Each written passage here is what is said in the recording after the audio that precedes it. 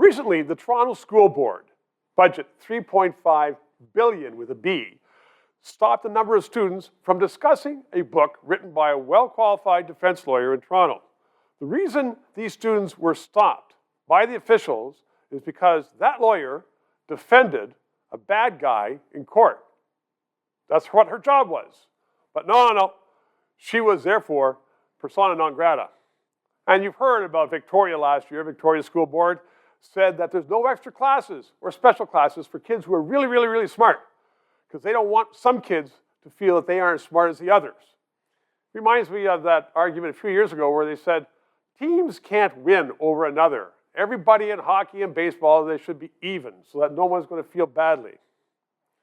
And then another school union in Ontario, in a very racist move, in my view, said that all non-white votes have to be the same as the white votes. In other words, if there are 500 white teachers and 10 black or indigenous or non-white teachers, those 10 votes are the same weight as the 500 votes.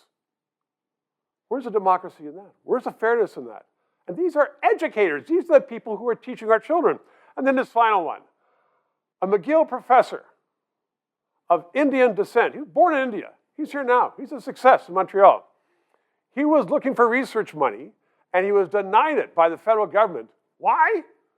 Because he said, I want to hire students on merit. And some person in the bureaucracy in Ottawa said, no. No merit at all in this. We want diversity. You silly man from India, smack him down.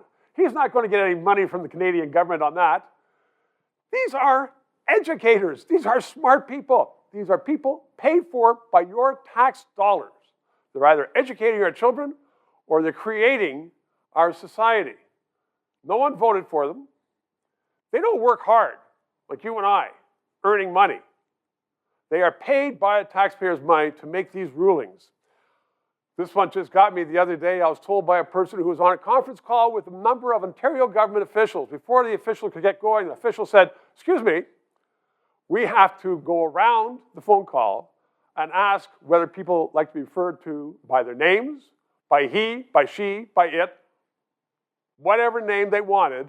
We had to get all this down. That is in a Doug Ford conservative government. It's unbelievable. So we have these people paid for by taxpayers' money changing our culture, changing Canada, and no one can say anything about it. It's not as though people in the private sector, people like you and I, people who earn money, are going out and saying these and making these rules and making these kind of figures to say, we want to be I, it, you, how, whatever. No. These are all, every example I gave are people paid by taxpayers' dollars. So I think we should be very, very careful about what's going on in our society. They're changing Canada. In my view, this wokeness is not for the better. They're creating a dumb generation coming out of schools, and I think that everybody should be aware of it, which is why, again, we have this station, because you aren't going to be hearing that on any public broadcaster. Let's fight on. Thank you for watching. Thank you for supporting. Thank you for subscribing. Independent thought, that's what we need. So, some people say, though, 3 minutes is just perfect. I can sit on the toilet in the morning. I like it. However, others say, I'm busy to sit and watch. For that, we now have the podcast. So wherever you subscribe to podcasts, you can go through and just go to a podcast, Canadian politics. There it is, the LeDrew 3 minutes. You don't have to watch me. You can just hear me and hear the guests.